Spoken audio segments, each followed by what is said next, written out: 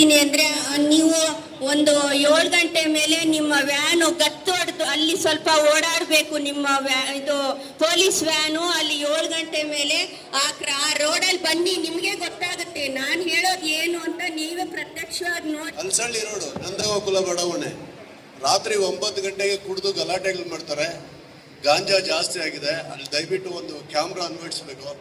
ಅಲ್ಲಿ ಒಂದು 112 ಗಾಡಿ ಹಾಕ್ಬೇಕು ಅಂತ ಮನವಿ ಮಾಡ್ಕೊಳ್ತಾ ಇದ್ದೀವಿ.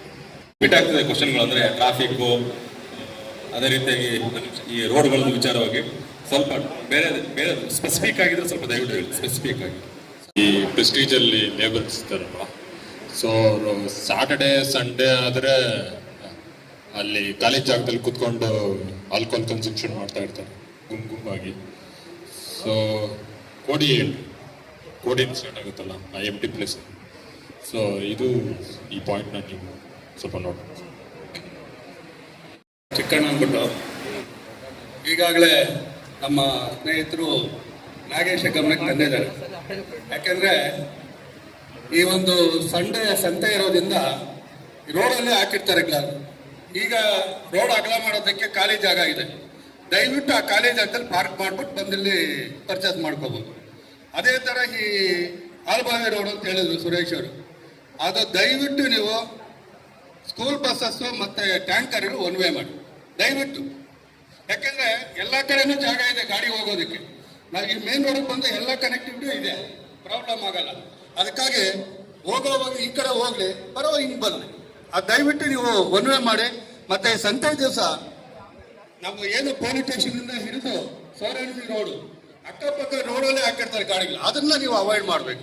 ಇವಾಗ ಮೇನ್ ರೋಡಲ್ಲಂತೂ ನಿಮಗೆ ಈಸಿ ಇದೆ, ಕಾಲೇಜ್ ಜಾಗದಲ್ಲಿ ಹಾಕ್ಬೋದು ಪಾರ್ಕಿಂಗ್ ಏನು ಸಮಸ್ಯೆ ಇಲ್ಲ. ಆದರೆ ರೋಡಲ್ಲೇ ಹಾಕಿರ್ತಾರೆ, ಅದನ್ನು ದಯವಿಟ್ಟು ಸ್ವಲ್ಪ ಅವಾಯ್ಡ್ ಮಾಡುವಂತೆ ನಿಮ್ಮಲ್ಲಿ ವಿನಂತಿ ಮಾಡ್ತೀನಿ. ಸುತ್ತಮುತ್ತಲ ಗ್ರಾಮ ಸಾಕಷ್ಟು ಬೆಳೆದಿದೆ. ಎಲ್ಲ ಸಮಸ್ಯೆಗಳ ಮೇಲೆ ಗ್ರಾಮಸ್ಥರು ಹಿರಿಯರು ಹೇಳಿದ್ದಾರೆ. ಮುಖ್ಯವಾದಂಥ ಸಮಸ್ಯೆ ಅಂತ ಹೇಳಿದ್ರೆ, ಈಗಾಗಲೇ ಸಾಕಷ್ಟು ಅಪಾರ್ಟ್ಮೆಂಟ್ಸ್ಗಳು ಬಂದಿದೆ. ಅವರು ಸಹ ಹೊರತೂರು ಭಾಗದವರು ಸುತ್ತಮುತ್ತಲ ಎಲ್ಲ ಭಾಗ ನಮ್ಮ ಊರಿನವ್ರ ಥರ ಆಗಿದ್ದಾರೆ. ಅವರು ಬಂದ ನಂತರ ಸಾಕಷ್ಟು ಬೇರೆ ಬೇರೆ ಏನಾಗಿದೆ ಅಂತ ನಮ್ಮೆಲ್ಲರಿಗೂ ಗೊತ್ತಿರೋದು ವಿಚಾರ. ಆ ಅಪಾರ್ಟ್ಮೆಂಟ್ ಅಸೋಸಿಯೇಷನ್ ಅವ್ರನ್ನ, ಅಧ್ಯಕ್ಷರನ್ನ, ಒಂದು ವಾಲಂಟಿಯರ್ಸ್ನ ಕರೆದ್ರೆ ಅವರು ಸಮಸ್ಯೆನ ಹೇಳ್ಕೊಳ್ತಾರೆ.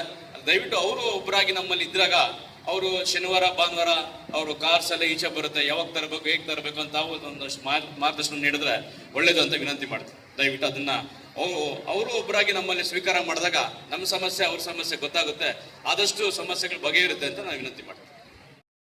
ನಾವು ದೊಮ್ಮಸಂದ್ರ ಗ್ರಾಮದವರು ಈಗ ಹೊಸದಾಗಿ ತಮ್ಮ ಪೊಲೀಸ್ ಠಾಣೆಗೆ 1 ವರ್ಷ ಆಯಿತು ನಮ್ಮ ಗ್ರಾಮ ಸೇರಿ. ನಮ್ಮ ಗ್ರಾಮದಿಂದ ಒಂದು 4 ಹಳ್ಳಿ ಸೇರಿದೆ. ಈಗಾಗಲೇ ಭಾಳ ಸಮಸ್ಯೆಗಳು ಹಿರಿಯರಾದವರು ಎಲ್ಲರೂ ಹೇಳಿದ್ದಾರೆ. ಅದರಲ್ಲಿ ಕೆಲವೊಂದು ಸಮಸ್ಯೆ ಏನಾಗಿದೆ ಅಂದರೆ ನಮ್ಮ ರಸ್ತೆಗಳು ಮೇಯ್ನ್ ಆಗಿ PWD ಅವರು ಇಲ್ಲ KRTC ಅವರು ಬಂದಿದ್ರೆ ಭಾಳ ಚೆನ್ನಾಗಿರೋದು. ಟ್ರಾಫಿಕ್ನವ್ರಿಗಂತೂ ಇದರಿಂದ ಭಾಳ ಸಮಸ್ಯೆ ಆಗ್ತಾ ಇದೆ. ನಾವು ಮನುಷ್ಯರೇ, ಅವರು ಮನುಷ್ಯರೇ ಮೊದಲನೇದಾಗಿ. ಯಾಕಂದರೆ ಇವರು ಟ್ರಾಫಿಕ್ನವ್ರು ಮಾಡುವಾಗ ಎಷ್ಟು ಸಮಸ್ಯೆ ಆಗ್ತಾ ಇದೆ ಅಂದರೆ, ಒಂದು ಹಳ್ಳಕ್ಕೆ ಬಂದು ಗಾಡಿ ನಿಂತಾಗ ಆ ಹಳ್ಳದಿಂದ ಪಾಸ್ ಆಗೋಷ್ಟೊತ್ತು ಒಂದು 10 ಗಾಡಿ ನಿಂತಿರುತ್ತೆ. ಆ ಗಾಡಿಗಳನ್ನ ದಯವಿಟ್ಟು KRTC ಅವ್ರಿಗೆ ತಮ್ಮ ಕಡೆಯಿಂದ ಒಂದು ಮನವಿ ಮಾಡಿದ್ರೆ ತುಂಬ ಉತ್ತಮ ಆಗುತ್ತೆ.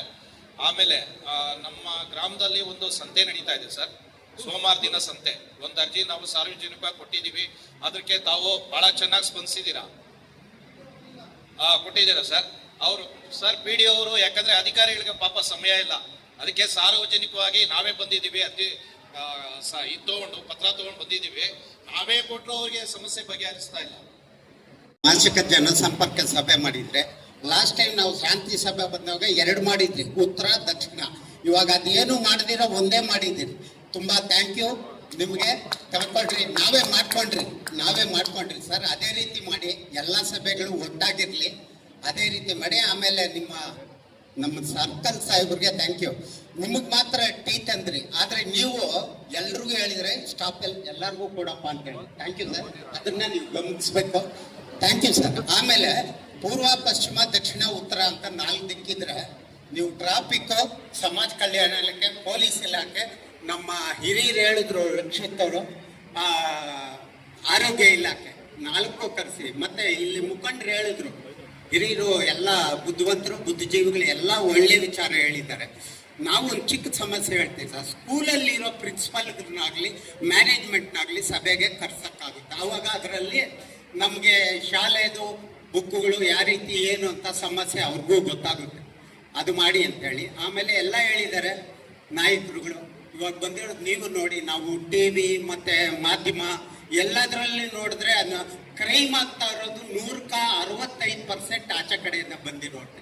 ಯಾವುದನ್ನ ನೀವು ಸಿದ್ಧತೆಗಳು ನೋಡಿ ಅದ್ರ ಮಾಡಿ. ಆಮೇಲೆ ಮನೆ ಬಾಡಿಗೆ ಕಟ್ಟೋಕ್ಕ ನಮ್ಮಂಥವ್ರಿಗೆ, ನಾವು ಬಿಡಿ, ನಾವು ಬಡವರ್ಗಗಳವರು, ಬಾಡಿಗೆ ಇರೋರು ಯಾರೇ ಆಗಲಿ ಬಾಡಿಗೆ ಬಂದು ತಗೊಂಡ್ಬಿಡ್ತಾರೆ. ಅದನ್ನ ಹಂಗೆ ತಗೊಳ್ದಿರಾ ಅವ್ರ ಆಧಾರ್ ಕಾರ್ಡು ಮತ್ತೆ ಅವ್ರದ್ದು ವಿಳಾಸ ಇಲ್ಲಿರೋದು ಮತ್ತೆ ಪೊಲೀಸ್ ಇಲಾಖೆಗೆ ಒಂದು ವಿಷಯ ತಿಳಿಸಿ ಅವ್ರಿಗೆ ಬಾಡಿಗೆ ಮನೆ ಕೊಡಿ. ಅವಾಗ ಯಾರಿಗೂ ನಮ್ಮ ಸಮಸ್ಯೆ ಆಗಲ್ಲ. ಆಮೇಲೆ ಈಗ ಹೇಳಿದ್ರು ಇಲ್ಲಿ ಹಿರಿಯರೊಬ್ರು, ಈ ಹೌಸ್ ಅಪಾಯಿಂಟ್ಮೆಂಟ್ಗಳಲ್ಲಿ ಹೌಸ್ ಕೀಪಿಂಗ್ ಅಂತ ಇದ್ದಾರೆ. ಹೌಸ್ ಕೀಪಿಂಗ್ ಅಂತ ಹೆಸರಲ್ಲಿ ಏನೇನೋ ನಡೀತಾ ಇದೆ, ನಮಗಿಂತ ಚೆನ್ನಾಗಿದೆ, ನಿಮಗೆ ಗೊತ್ತದು. ಅದು ಗಮನ ತಗೊಂಡ್ರೆ ತಗೊಂಡ್ಬಿಡುತ್ತೆ. ಅದನ್ನೆಲ್ಲ ನೋಡಿ ಅಷ್ಟು ಕಂಟ್ರೋಲಾಗಿ ಮಾಡಿ.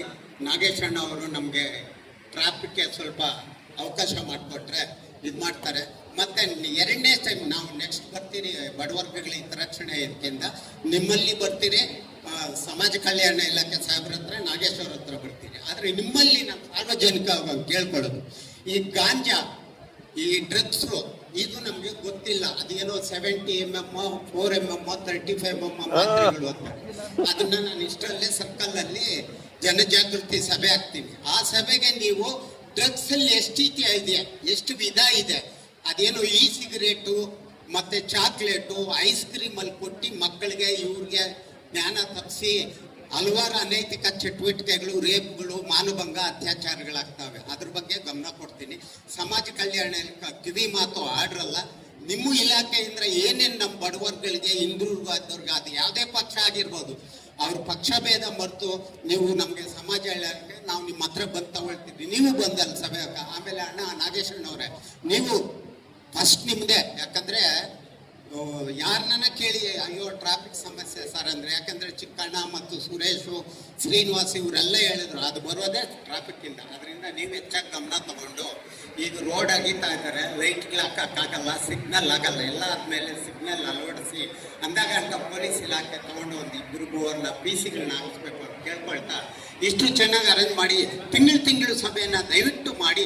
ಇದೇ ರೀತಿ ಒಂದೇ ರೀತಿ ಹಾಕಿ 2 ಮಾಡಬೇಡಿ ಅಂತ ಮತ್ತೊಮ್ಮೆ ನಿಮ್ಮ ಕಳಕಳಿ ಕೇಳ್ಕೊತ ನಮ್ಮ ಮಾತುಗಳು ಮುಗಿಸೋಣ. Thank you sir. Varthur high school ಮುಂದೆ ಮತ್ತೆ ಇಲ್ಲಿ ಪೊಲೀಸ್ ಠಾಣೆ ಮುಂದೆ ಸ್ವಲ್ಪ ಹೆಚ್ಚಿನ ಸಿಬ್ಬಂದಿಗಳನ್ನ ಹಾಕೊಂಡು ಕೆಲಸ ಮಾಡಿದ್ರೆ ಇನ್ನ ಸ್ವಲ್ಪ ಟ್ರಾಫಿಕ್ ಸಮಸ್ಯೆ ನಿವಾರಣೆ ಆಗುತ್ತೆ ಅಂತ ಹೇಳ್ತೀನಿ. ಧನ್ಯವಾದಗಳು ಸರ್. ಟ್ರಾಫಿಕ್ ಸಭೆ ಸ್ವಲ್ಪ ಕೆಲಸ ಮಾಡ್ತಾ ಇದ್ದೀನಿ. ಸೊ ಮೊದಲನೇದಾಗಿ ಈಗ ಮಾತಾಡಿದವ್ರು ಹೇಳಿದ್ರು, ಸೊ ಮೆನ್ ಹಾಕೋಬೇಕು ಅಂತ. ಸೊ ನಾವು ವರ್ತೂರು PS ಹತ್ರ 3 ಜನ ಮೆನ್ ಕೊಟ್ಟಿದ್ದೀವಿ, ಮತ್ತು ವರ್ತೂರು ಕಾಲೇಜ್ ಹತ್ರ 2 ಕೊಟ್ಟಿರ್ತೀವಿ. ಅವ್ರೇನು ಮಾಡ್ತಾರೆ, ಶಿಫ್ಟು ಅವ್ರಿಗವರೇ ಮಾತಾಡಿಕೊಂಡು ಒಂದು 2 hours ಕೂತ್ಕೊಂಡು 2 hours ಅವರು ಕೆಲಸ ಮಾಡ್ತಾ ಇರ್ತಾರೆ. ಅಪ್ ಟು 2 ಗಂಟೆಯಿಂದ ನೈಟ್ 9:30ವರೆಗೂ ಇರಬೇಕು. ಅಟ್ ಎ ಟೈಮು 8 hour ನಿಂತ್ಕೊಳ್ಳೋಕ್ಕಾಗಲ್ಲ ಕಂಟಿನ್ಯೂ ಅಂದ್ಬಿಟ್ಟು ಅವ್ರು ಶಿಫ್ಟಾಗಿ ಮಾಡ್ಕೋತಾರೆ. ಅದಕ್ಕೆ ನಿಮಗೆ 2 ಕಾಣ್ತಾರೆ. ಇಲ್ಲಿ ವರ್ತೂರು ಕಾಲೇಜ್ ಹತ್ರ 1 ಕಾಣ್ತಾರೆ, ಒಬ್ಬರು ಅಲ್ಲೇ ರೆಸ್ಟ್ ಮಾಡ್ತಾ ಇರ್ತಾರೆ. ಸೊ ನಾವು ಮೆನ್ ಸಫಿಷಿಯೆಂಟಾಗಿ ಕೊಡ್ತೀವಿ, ಮೆನ್ನೇನು ಸಮಸ್ಯೆ ಇಲ್ಲ. ಬಟ್ ಅವ್ರು ಶಿಫ್ಟ್ ಮಾಡ್ಕೋತಾರೆ, ಕಂಟಿನ್ಯೂಸ್ ಆಗಿ ನಿಂತ್ಕೊಳ್ಳೋಕ್ಕಾಗಲ್ಲ ಅಂತ. ಮತ್ತು ಹೆಲ್ಮೆಟ್ ಬಗ್ಗೆ ಹೇಳಿದ್ರು. ಸೊ ಎಲ್ರಿಗೂ ಈಗ ಸಮಸ್ಯೆ ಆಗಿರೋದು ನಾವು FTR ಹೊಡಿತೀವಿ ಅಂತ. ಎಲ್ಲರೂ ಹೆಲ್ಮೆಟ್ ಹಾಕೊಂಡ್ರೆ ಲೋಕಲ್ ತರಕಾರಿ ತರಕ್ಕೆ ಮಕ್ಕಳು ಸ್ಕೂಲ್ ಬಿಡೋಕ್ಕೆಲ್ಲ ಹೋಗ್ತಾ ಇರ್ತೀರ. ಸೊ ನಾವೇನು ಹೇಳೋದು ಅಂದರೆ, ಹೆಲ್ಮೆಟ್ಟು ನಮಗೋಸ್ಕರ ಏನು ಹಾಕಬೇಕು ಅಂತಲ್ಲ, ನಿಮಗೋಸ್ಕರ ಹಾಕ್ಕೊಳ್ಳಿ. ಲಾಸ್ಟ್ ಟೈಮು 2025 ಲಾಸ್ಟ್ ಟೈಮ್ ಹೇಳಿದಂಗೆ 45 ಜನ ಎಲ್ಲ ನಮ್ಮ ಒಂದೇ ಸ್ಟೇಷನಲ್ಲಿ ಸತ್ತಿದ್ದಾರೆ. ಅದರಲ್ಲಿ 32 ಜನ ಎಲ್ಲೇ ಹೆಡ್ ಇಂಜುರಿ. ಅರ್ಥ ಮಾಡ್ಕೊಂಡು 32 ಜನ ಹೆಡ್ ಮಾಡ್ಕೊಂಡೇ ಸತ್ತರು. ಅವರೆಲ್ಲ ಯಾರೂ ಹೆಲ್ಮೆಟ್ ಹಾಕಿಲ್ಲ. ಯಾರು ಹೆಲ್ಮೆಟ್ ಹಾಕಿದ್ರೆ ಉಳಿದಿರೋರು. ಲಾಸ್ಟ್ ಮಂತು ಒಂದು ಲೇಡಿ ಆಂಧ್ರದಿಂದ ಬರ್ತಾರೆ, ಅವಳಿಗೆ ಹೆಲ್ಮೆಟ್ ಹಾಕಿಲ್ಲ, ಬಾಯ್ ಫ್ರೆಂಡ್ ನೋಡಬೇಕು ಅಂತ. ಎದುರಿಂದ ಲಾರಿ ಬಂದ ಹೊಡಿತಾನೆ, ಹುಡುಗಿ ತಲೆಗೆ ಹೆಡ್ ಇಂಜುರಿಯಾಗಿ ಸತ್ತೋಯ್ತು. ಹೆಲ್ಮೆಟ್ ಹಾಕಿದರೆ ಹುಡುಗಿ ಉಳಿದಿರೋದು. ಅದಕ್ಕೋಸ್ಕರ ನಾವು ಹೆಲ್ಮೆಟ್ ಹಾಕಿ ಅನ್ನೋದು. ನಾವೇನು ನಿಮ್ಮ DL RC ಚೆಕ್ ಮಾಡ್ತಾ ಇಲ್ಲಲ್ಲ, ಯಾರನ್ನೂ ವರ್ತೂರಲ್ಲಿ ನಾವು ವರ್ತೂರು PS ಆಗಲಿ ವರ್ತೂರು ಕಾಲೇಜ್ ಯಾರನ್ನೂ ಚೆಕ್ ಮಾಡ್ತಾ ಇಲ್ಲ ನಾವು. ಏನು ಓನ್ಲಿ ಹೆಲ್ಮೆಟ್ ಇಲ್ಲ ಅಂತ ಮಾತ್ರ ನಾವು ಫೋಟೋ ಹೊಡಿತಾ ಇದ್ದೀವಿ. ಇವಾಗ ಹೇಳ್ತಾ ಇದ್ದೀನಿ, ಅದಕ್ಕೆ ಕಾಂಪ್ರಮೈಸ್ ಇಲ್ಲ, ಹೆಲ್ಮೆಟ್ ಹಾಕೊಳ್ಳಿ ನಿಮ್ಮ ಸೇಫ್ಟಿಗೋಸ್ಕರ ಅಷ್ಟೇ. ಯಾವುದೋ ಆಲ್ಟ್ರೇಷನ್ ಮಾಡಿಕೊಂಡು ಒಂದೊಂದು ಗಾಡಿನಲ್ಲಿ 7 ಜನ 8 ಜನ ಓಡಾಡ್ತಾ ಇರ್ತಾರೆ. ಆ ಗಾಡಿಗಳ ಆಲ್ಟ್ರೇಷನ್ ನೋಡಿದಿರಲ್ವಾ, ಲಗೇಜ್ ಗಾಡಿಗಳು, ಎಲ್ಲ ಗಾಡಿಗಳು, ಆ ಗಾಡಿಗಳ ಮೇಲೆ ಎಷ್ಟು ಫೈನ್ ಹಾಕಿದ್ರು ನೀವು? ಈಗ ಆ ಗಾಡಿಗಳು ಹಿಡಿದಿದ್ದೀರಾ? ಆ ಗಾಡಿಗಳಿಗೆ ಪರ್ಮಿಷನ್ ಇದೆಯಾ? 1 ನಿಮಿಷ. ಈಗ ವೀಕ್ಲಿ 1 ಸಾರಿ ನಮಗೆ ಒಂದೊಂದು ಟಾಸ್ಕ್ ಕೊಡ್ತಾರೆ. ಯಾರು ಈ ಜಿಗ್ ಜಾಗ್ ಲೈಟ್ ಬರ್ತಾವಲ್ಲ ಆ ಲೈಟ್ ರಿಲೇಟೆಡ್ ಬಗ್ಗೆ ಕೇಸ್ ಹಾಕಿ ಅಂತ ಕೊಡ್ತಾರೆ. ಯಾರು ಎಕ್ಸ್ಟ್ರಾ ಫಿಟ್ಟಿಂಗ್ ಮಾಡ್ಕೊಂಡಿರ್ತಾರೆ ನೋಡಿ, ವೀಲ್ ಇಷ್ಟಿದ್ರೆ ಎಕ್ಸ್ಟ್ರಾ ಸೈಜ್ ಮಾಡ್ಕೊಂಡು ಅದಕ್ಕೆ ಒಂದಿನ ಫೈನ್ ಹಾಕಿ ಅಂತ ಕೊಡ್ತಾರೆ, ಒಂದಿನ ವಾಟರ್ ಟ್ಯಾಂಕ್ ಫೈನ್ ಹಾಕಿ ಅಂತ ಕೊಡ್ತಾರೆ. ನಾವು ಅವ್ರು ಏನು ಇನ್ಸ್ಟ್ರಕ್ಷನ್ ಕೊಡ್ತಾರೋ ಅದ್ರ ಪ್ರಕಾರ ನಾವು ಹಾಕ್ತೀವಿ ಹೊರತು ಎಕ್ಸಾಕ್ಟಾಗಿ ಇದೆ ಅಂತ ನಾವು ಪ್ರತಿದಿನ ನಡೆಯೋದು. ಎಕ್ಸ್ಟ್ರಾ ಫಿಟ್ಟಿಂಗ್ ಬಗ್ಗೆ ಮಾತಾಡ್ತಾ ಇಲ್ಲ. ಈಗ ಬಾಂಗ್ಲಾದೇಶದವರು ಈ ಕಸ ತೆಗೆಯೋದಕ್ಕೆ ಬರ್ತಾರಲ್ವಾ, ಕಸ ತೆಗೆಯೋದಕ್ಕೆ ಬರೋದು ಯಾವುದೋ ಗಾಡಿ, ಆ ಗಾಡಿಗೆ ನಂಬರ್ ಇಲ್ಲ, ಅದಕ್ಕೇನು ಡಾಕ್ಯುಮೆಂಟ್ ಇಲ್ಲ, ಏನೂ ಇಲ್ಲ, ಗಾಡಿ ಆರ್ಡರ್ ಮಾಡ್ಕೊಂಡ್ ಬಂದಿರ್ತಾರೆ. ನೀವು ಶುಕ್ರವಾರ ಬನ್ನಿ, 7 ಜನ 8 ಜನ 10 ಜನ ಬರ್ತಾರೆ ಅದೇ ಗಾಡಿನಲ್ಲಿ. ನೀವು ಒಂದು ಗಾಡಿ ಆದ್ರೂ ಹಿಡ್ದಿದ್ದೀರಾ? ಫುಲ್ ಆರ್ಡರ್ ಮಾಡಿರ್ಕೊಂಡು ನೀವು ಸ್ಪೆಸಿಫಿಕ್ ಇರ್ಬೇಕು ಕಂಪ್ಲೇಂಟ್. ನೀವು ಹಂಗಿದ್ದಾಗ ಪಬ್ಲಿಕ್ ಕೈಯಿಂದ ಇದೆ, ನೋಡ್ಬಿಟ್ಟು ಅಪ್ಲೋಡ್ ಮಾಡಿದ್ರು ಅದು ಆಕ್ಷನ್ ಮಾಡ್ತದೆ. ನೀವು ಜನರಲೈಸ್ ಆಗಿ ಮಾಡ್ತಾ ಹೋಗ್ಬಿಟ್ರಿ, ಗಾಂಜಾ ಎಲ್ಲ ಕಡೆ ಹೊಡಿತಾ ಇದ್ದಾರೆ. ಟ್ರಾಫಿಕ್ ಸಮಸ್ಯೆ ಬೆಂಗಳೂರು ತುಂಬ ಇದೆ, ಇಡೀ ಪ್ರಪಂಚದಾದ್ಯಂತ ನಮ್ಮ ಟ್ರಾಫಿಕ್ ಸಮಸ್ಯೆ ಇದೆ. ಸ್ಪೆಸಿಫಿಕ್ ಪಾಯಿಂಟ್ಸ್ ಈ ಕೆಲವರು ಹೇಳಿದ್ರು, ಈಗ ರೋಡಲ್ಲಿ ನ್ಯೂಸಸ್ ಇದೆ, ಬಾರ್ದು ಟಾರ್ಗೆಟೆಡ್ ನಾವು ಕೇಸ್ ಹಾಕಕ್ಕೆ ಹೇಳ್ತೀವಿ. ಆ ಥರ ಸ್ಪೆಸಿಫಿಕ್ ಇರಲಿ. ನೀವು 3 ಸಿಲಿಂಡರ್ ಕಳ್ತನಾಗಿದೆ 4 ತಿಂಗಳಲ್ಲಿ. ನಾನು ಕಂಪ್ಲೇಂಟ್ ಒಂದು ಮಾಡಿದ್ದೀನಿ. 2 ಮೂರನೇದಾಗಿ ಈ ನಾವು ಆ ಆಶ್ರಮದಿಂದ ಬರ್ತಾ ಇದ್ದೀವಿ, ಈ ಆಶ್ರಮದಿಂದ ಬರ್ತಾ ಇದ್ದೀವಿ, ಅನುದಾನಕ್ಕೆ ಸಪೋರ್ಟ್ ಮಾಡಿ, ಇಲ್ಲ ಹಳೆ ಬಟ್ಟೆ ಕೊಡಿ ಅಂತ ಒಂದು ಲೇಡಿ ಇರ್ತಾಳೆ, 4 ಜನ 3 ಜನ ಗಂಡಸರು ಬರ್ತಾರೆ.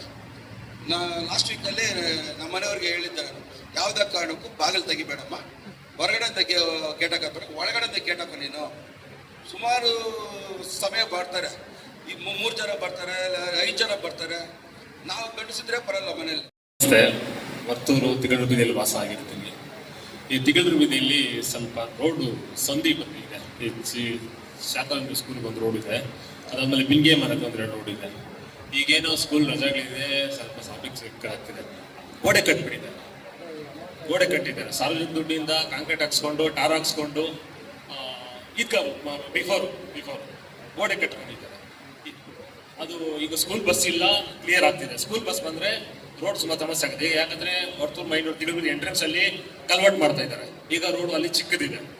ಆಮೇಲೆ ಈಗ ಸ್ಕೂಲ್ ಓಪನ್ ಎಲ್ಲ ಬಸ್ ಬಂತು ಅಂದರೆ ಅಲ್ಲಿ ತುಂಬ ಟ್ರಾಫಿಕ್ ಆಗುತ್ತೆ. ಯಾಕಂದರೆ ಸ್ವಲ್ಪ ವೆಹಿಕಲ್ಸು ಬಳಿಗೇರಿ ಕಡೆ ಹೋಗೋರು, ಮರತಲ್ಲಿ ಕಡೆ ಹೋಗೋರು ಡಿವೈಡ್ ಆಗುತ್ತೆ. ಅದೊಂದು ಸ್ವಲ್ಪ ದಯವಿಟ್ಟು ಓಪನ್ ಮಾಡಿಸ್ಕೊಂಡ್ರೆ ಚೆನ್ನಾಗಿರುತ್ತೆ. Thank you. ಪೊಲೀಸ್ ಅಧಿಕಾರಿಗಳಲ್ಲಿ ಸಭೆಯೊಂದನ್ನು ಆಯೋಜನೆ ಮಾಡಿದ್ದಾರೆ. ಅವರಿಗೆ ನಾನು ನಮ್ಮ ಇಲಾಖೆಯಿಂದ ಧನ್ಯವಾದಗಳನ್ನು ಅರ್ಪಿಸ್ತೇನೆ. ಹಾಗೆ ಸಹೋದರರೇ, ನಾನು ಸಮಾಜ ಕಲ್ಯಾಣ ಇಲಾಖೆಯಿಂದ ತಮಗೊಂದು ಮಾಹಿತಿ ಕೊಡ್ಲಿಕ್ಕೆ ಇಷ್ಟಪಡ್ತೇನೆ. ಯಾರು ಪರಿಶಿಷ್ಟ ಜಾತಿ ಮತ್ತು ವರ್ಗದ ವಿದ್ಯಾರ್ಥಿಗಳು ಚೆನ್ನಾಗಿ ಓದಂಥ ಮಕ್ಕಳಿದ್ರೆ ದಯಮಾಡಿ ಅವರಿಗೆ ಇಲಾಖೆಯಿಂದ ಒಳ್ಳೆ ಪ್ರೋತ್ಸಾಹ ಇದೆ. ಅವರು ಎಲ್ಲಿವರೆಗೂ ಓದ್ತಾರೋ ಅಲ್ಲಿವರೆಗೂ ಇಲಾಖೆ ಅವರಿಗೆ ಸಹಕಾರ ಕೊಡುತ್ತೆ. SLC PUC ನಲ್ಲಿ ಯಾರು ಫಸ್ಟ್ ಕ್ಲಾಸಲ್ಲಿ ಪಾಸ್ ಆಗಿದ್ದಾರೆ ಅವರಿಗೆ 15,000, 10,000, 20, 25 ಹೀಗೆ ವಿವಿಧ ಸ್ತರಗಳಲ್ಲಿ ಅವರಿಗೆ ಪ್ರೋತ್ಸಾಹನೆ ಕೊಡುವಂಥ ವ್ಯವಸ್ಥೆ ಇದೆ. ಒಳ್ಳೆ ಹಾಸ್ಟೆಲ್ಸ್ ಇದೆ. ದಯಮಾಡಿ ಹೆಚ್ಚಿನ ಮಾಹಿತಿಗಾಗಿ ನಮ್ಮ ಕಚೇರಿಯನ್ನು ಸಂಪರ್ಕಿಸಿ ಅಂತೇಳಿ ನಾನು ತಮ್ಮಲ್ಲಿ ಮನವಿ ಮಾಡಿಕೊಳ್ತಾ, ಸರ್ ನನ್ನ ನಂಬರ್ ನೋಟ್ ಮಾಡ್ಕೊಳ್ಳಿ, 9900 226282. ಇಲ್ಲಿ ನಮ್ದೊಂದು ಹಾಸ್ಟೆಲ್ ಇದೆ. ಈಗ ಶುರು ಮಾಡ್ತಾ ಇದ್ದಾರೆ ಸರ್, ಕೆಲಸ ಶುರು ಮಾಡ್ತಾ ಇದ್ದಾರೆ. ಇವಾಗ ಮಾಡಿಕೊಡ್ತಾರೆ ಸರ್. ಹ್ಞೂ ಸರ್, ಜನ್ಮಸಪ್ಪ ಅಂತ ಹೇಳಿದಾನೆ ಸರ್. ನನ್ನ ಸಹೋದ್ಯೋಗಿ ಮಿತ್ರರೇ, ಈ ಜನಸಂಪರ್ಕ ಸಭೆಗೆ ಆಗಮಿಸಿರ್ತಕ್ಕಂಥ ಎಲ್ಲ ಮಹನೀಯರೇ, ಮಹಿಳೆಯರೇ, ಮಕ್ಕಳೇ, ಸುಮಾರು ಜನ ತಮ್ಮ ಸಮಸ್ಯೆಗಳನ್ನ ಈಗ ನಮ್ಮಗಳ ಮುಂದೆ ಹೇಳಿದಿರಿ. ಅದಕ್ಕೆ ಸಾಧ್ಯವಾದಂಥ ಸಮಸ್ಯೆಗಳ ಪರಿಹಾರವನ್ನು ನಾನು ಕೊಡ್ತಕ್ಕಂಥ ಒಂದು ಪ್ರಯತ್ನ ಮಾಡ್ತೀನಿ. ಮೊದಲನೇದಾಗಿ ಈಗ ಎಲ್ಲ ಡಿಪಾರ್ಟ್ಮೆಂಟ್ ಅವ್ರು ಕರೆಯಪ್ಪ, ನೆಕ್ಸ್ಟಿಂದ GBA ಹೆಲ್ತ್ ಅವ್ರು ಇರಬೇಕು, GBA ಇರಬೇಕು, ಹಾಗೆ ಬಾಟಲ್ ಇಶ್ಯೂಸ್ ಇದೆ, ಬೆಸ್ಕಾಮ್ ಅವ್ರು ಕರಿ, ಇವರು ಕರಿ, ಮತ್ತಿನ್ನ ಇರಬೇಕು ಟ್ರಾಫಿಕ್ ಇನ್ಸ್ಪೆಕ್ಟರ್ ಇರಬೇಕು ನೆಕ್ಸ್ಟ್ ಮೀಟಿಂಗಿಗೆ.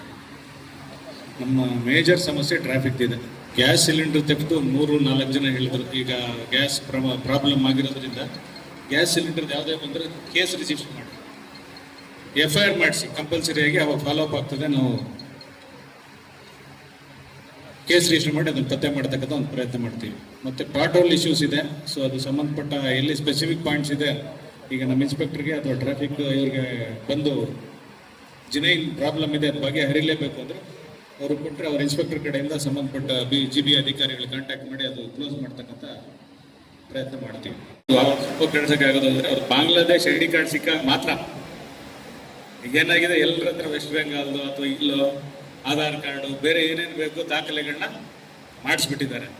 ಸೊ ಆದರೂ ಇಷ್ಟೆಲ್ಲ ಪ್ರಾಬ್ಲಮ್ಸ್ ಇದ್ರೂ ಸಮೇತ ನಾವು ಬಲವಂತವಾಗಿ ಅವ್ರ ಕಡೆಯಿಂದ ಕರೆದು ಏನೇನೋ ಮಾಡಿ ಅವ್ರ ಬಾಂಗ್ಲಾ ID ಕಾರ್ಡ್ ಅಲ್ಲಿಂದ ತರಿಸಿ ಸುಮಾರು ಜನ ಕಳಿಸ್ತಕ್ಕಂಥ ವರ್ತೂರು ಪೊಲೀಸ್ ಠಾಣೆಯಲ್ಲೂ ಸುಮಾರು ಜನ ಬಾಂಗ್ಲಾಗೆ ವಾಪಸ್ ಕಳಿಸ್ತಕ್ಕಂಥ ಪ್ರಯತ್ನ ಆಗಿದೆ. ಇದು ಮುಂದುವರಿತದೆ, ಮಾಡ್ತೀವಿ. ಡ್ರಗ್ಸ್ ಬಗ್ಗೆ ರ್ಯಾಪಿಡಾಗಿ ಎಲ್ಲರೂ ಹೇಳ್ತಾ ಇದ್ದಾರೆ, ಗಾಳಿಲಿ ಗುಂಡು ನೋಡಿದ್ರೆ ಆಗಲ್ಲ. ಸ್ಪೆಸಿಫಿಕ್ ಈ ಹುಡುಗ ವಾಚ್ ಮಾಡಿ ಅಂತೇಳಿ ನಾವು ವಾಚ್ ಮಾಡ್ತೀವಿ, ಹಿಡಿತೀವಿ, ಮಾಡ್ತೀವಿ. ಯಾರು ಡ್ರಗ್ಗೆ ಅಡಿಕ್ಟ್ ಆಗಿದ್ದಾನೆ ಅಂದರೆ ಅವ್ನು ಬಿಡಿಸ್ತಕ್ಕಂಥ ಜವಾಬ್ದಾರಿ ನಮ್ಮದೆಷ್ಟಿದೆ, ಸಮಾಜದ್ದು ಈಕ್ವಲ್ ಆಗಿ ಅಷ್ಟೇ ಇದೆ. ನಿಮ್ಮ ಕೋಆಪರೇಷನ್ ನಮ್ಗೆ ಎಷ್ಟಿರ್ತದೆ ಅಷ್ಟು ಪೂರ್ಣ ಪ್ರಮಾಣದಲ್ಲಿ ಝೀರೋ ಟಾಲರೆನ್ಸ್. ಡ್ರಗ್ಸ್ ಬಗ್ಗೆ ದೆರ್ ಈಸ್ ಸ್ವಲ್ಪನೂ ಇದಿಲ್ಲ ಬಿಡಿ, ಎಕ್ಸ್ಕ್ಯೂಸ್ ಅನ್ನೋದಿಲ್ಲ, ಝೀರೋ ಟಾಲರೆನ್ಸ್ ಪೂರ್ಣವಾಗಿ ಸಪೋರ್ಟ್ ಮಾಡ್ತೀವಿ ನಾವು. ಕಾನ್ಫಿಡೆನ್ಷಿಯಲ್ ಆಗಿ ಬರಬೇಕು. ಪಬ್ಲಿಕ್ ಪ್ಲಾಟ್ಫಾರ್ಮಲ್ಲಿ ಅದ್ರ ಬಗ್ಗೆ ಮಾತಾಡೋದು ಕಷ್ಟ ಇದೆ. ಇನ್ಸ್ಪೆಕ್ಟರ್ ಹತ್ರ ಬರ್ಬೋದು, ನನ್ನ ಹತ್ರ ಬರ್ಬೋದು, ಅಥವಾ ಸಬ್ ಇನ್ಸ್ಪೆಕ್ಟರ್ ಹತ್ರ ಹೋಗ್ಬೋದು. ಅದ್ರ ಬಗ್ಗೆ ಮಾಹಿತಿ ಕೊಡಿ, ನಾವು ಡೆಫಿನೆಟ್ ಆಗಿ ಟಫ್ ಸ್ಟ್ಯಾನ್ಸ್ ತಗೊಂಡು ಡೆಫಿನೆಟ್ ಆಗಿ ಕಂಟ್ರೋಲ್ ಮಾಡ್ತೀವಿ. ಇಂಥ ಸಮಸ್ಯೆ ಇದೆ ಅಂತ ಗೊತ್ತಾದ್ರೆ ಆ ದಿಕ್ಕಿನಲ್ಲಿ ನಾವು ಚಿಂತನೆ ಮಾಡ್ಕೊಂಡು ಹೋಗ್ಬೋದು. ಈಗ ಸಿಲಿಂಡರ್ ಸಮಸ್ಯೆ ಸ್ಪೆಸಿಫಿಕ್ ಇದೆ, ಈಗಿರೋ ಒಂದು ಸಮಸ್ಯೆಗೆ ರಿಲೇಟೆಡ್ ಇದೆ. ಸೊ ನಮ್ಮದು ಟಫ್ ಸ್ಟ್ಯಾನ್ಸ್ ಇರಬೇಕು. ಕಂಪಲ್ಸರಿ ಆಗಿ ಕೇಸು ಈ ಒಂದೇ ಸಿಲಿಂಡರ್ ಹೋದ್ರೆ ಕೇಸ್ ರಿಜಿಸ್ಟರ್ ಮಾಡಿ. ಸೊ